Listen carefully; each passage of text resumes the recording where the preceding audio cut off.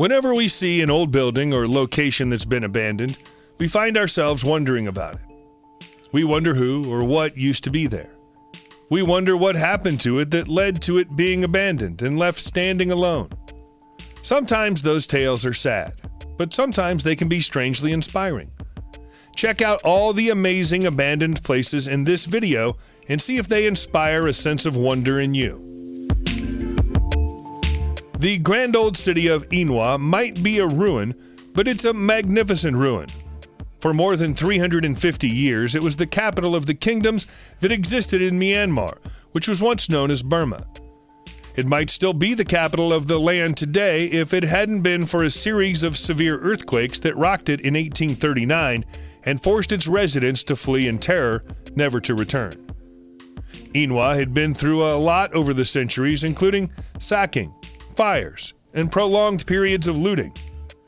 The earthquakes proved to be the final straw, after which there was neither the money nor the motivation to rebuild the aging infrastructure yet again. When the city's walls were still standing, they formed the outline of a lion, protecting the pagodas and palaces that stood within them. Nowadays, the only full-time residents are cattle and livestock, although you'll still find a few people inside the Bagaya Kayong Monastery, which is entirely built out of teak. There you can book yourself a tour of the deserted city, which you'll be guided around on a horse-drawn cart.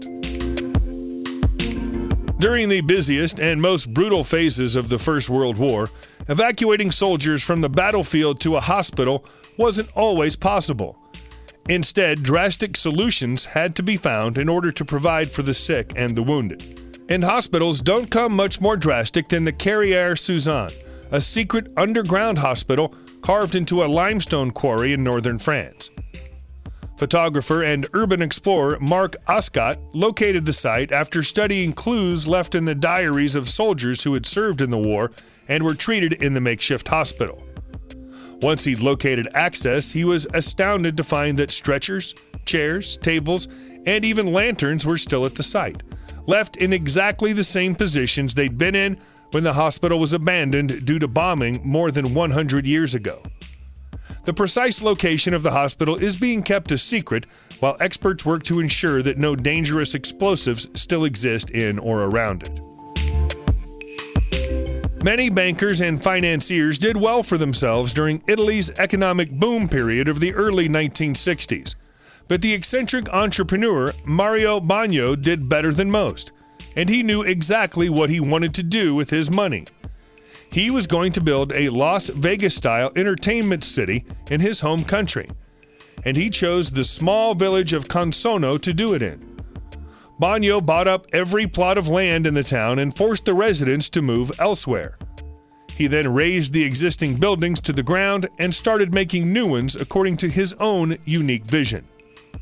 The new Consono, which Bagno referred to as the City of Toys, was to include luxury hotels and shopping centers, grand ballrooms and theaters, 5-star restaurants, and other tourist attractions.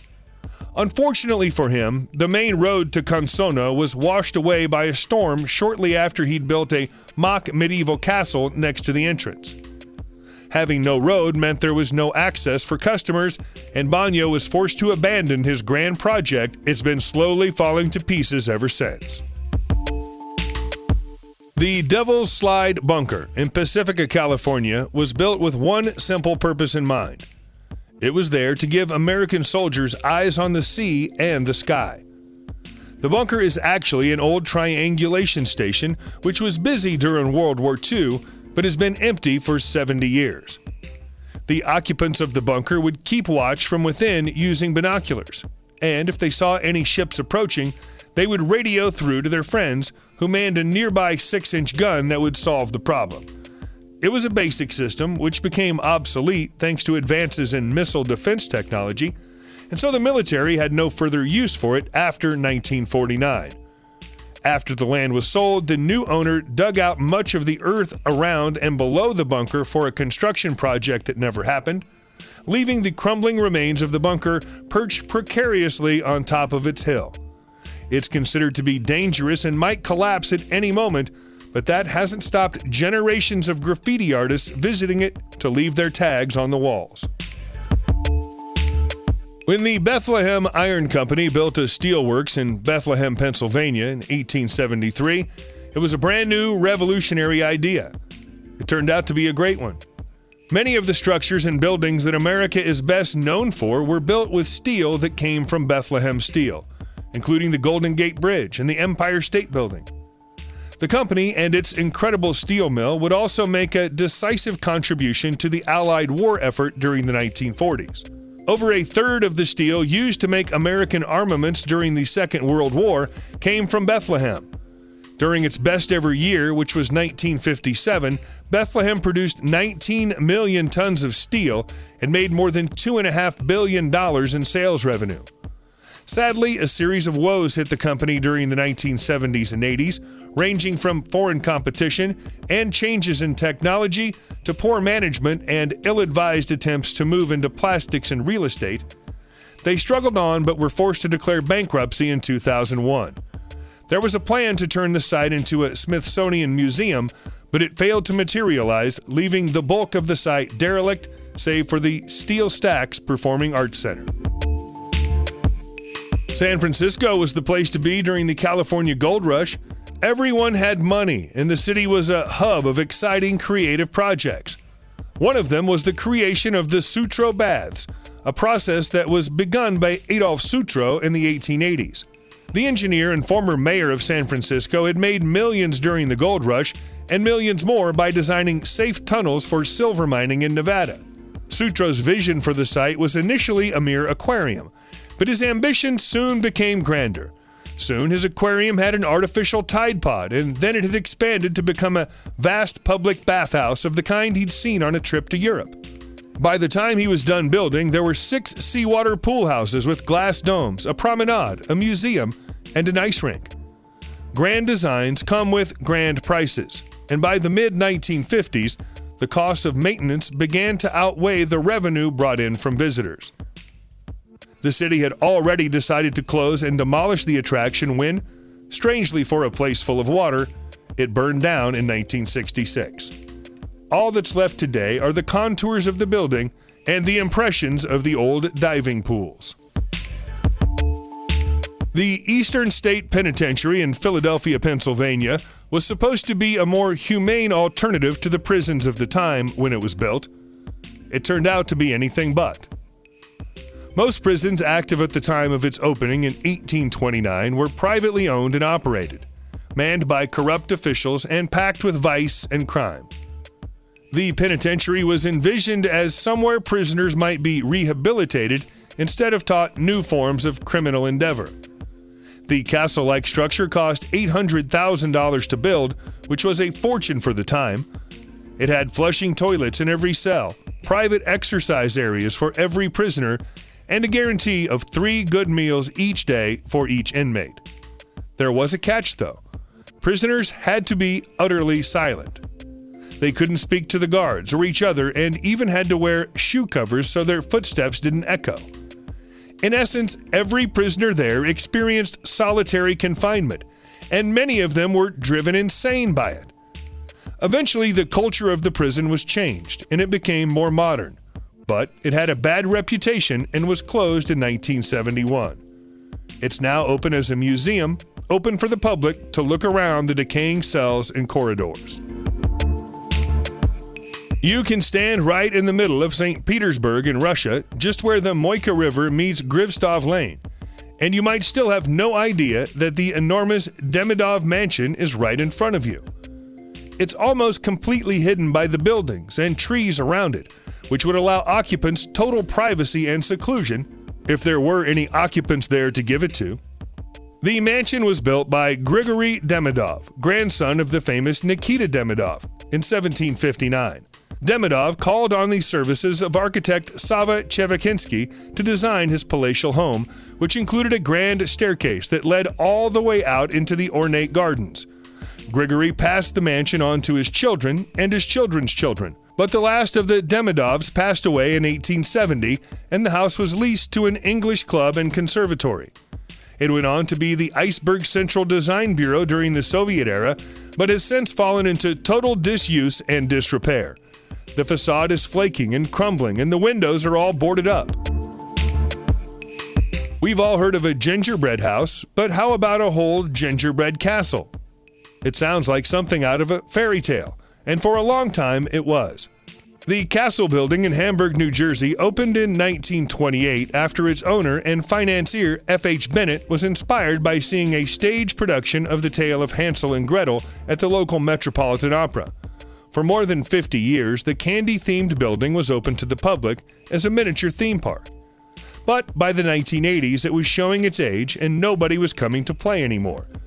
It was sold to a succession of new owners, briefly becoming both a nightclub and a haunted house attraction. But since 2004, it's been fenced off from the main roads and looks to be badly decaying, both inside and out. As recently as early 2019, there was talk that a new owner had bought the Gingerbread Castle and would restore it to its former glory. But there's no sign of that work beginning yet. For now, it's very much abandoned. For a hotel that's been abandoned for over a decade, the Paragon Hotel in Italy is still stunningly beautiful. We can only imagine how incredible it must have looked when it was opened. The huge, grand, neoclassical style hotel opened in 1882 and was the most prestigious building in its home city for more than a century. Even to this day, there are still white drapes hanging from the ceilings of the ballrooms, which looks like they could still be made ready to welcome well-heeled guests at 24 hours' notice. It's not even clear why the decision to close the Paragon was made in 2008.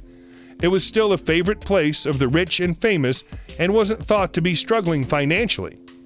It still receives visitors today, but these days the majority of those visitors are urban explorers who've come to take pictures and videos of the incredible fittings and furnishings. As of 2019, much of the building is still surprisingly unspoiled, although some of the graffiti which adorns the walls of the hotel's lower floors is downright creepy. Classical literature has never seemed like a likely source of inspiration for an amusement park. But we have to salute the French for trying. Marat Palace theme park was supposed to be a celebration of great French literature presented in a way that would appeal to adults and children, and also increase the public's level of enthusiasm for French arts. It was a grand, ambitious plan, and it didn't quite work out. When Anne Fourcade came up with the idea, the plan for Marat Palace in the early 1980s, she saw it as kind of a literature Disneyland. Her idea was backed by wealthy investors, and when the park opened in 1987, French Prime Minister Jacques Chirac turned up to cut the ribbon and allow the public in to sample the 29 rides, 12 restaurants, and grand theater. There was space inside for 28,000 people, although that capacity was never tested. Many of the attractions could only stay open when the weather was fair, and for the first year of operations, it rained almost constantly. The park never recovered from its disastrous opening and was closed in mid-1991. Much of it has now been destroyed, but some features, including a creepy giant head, are still visible at the site. If you see the remains of the Atlas hovercraft in a field in Florida, you might suspect that it was somehow dumped there by a mighty storm. It wasn't. It's just the last remaining relic of a failed business plan and a company that disappeared overnight.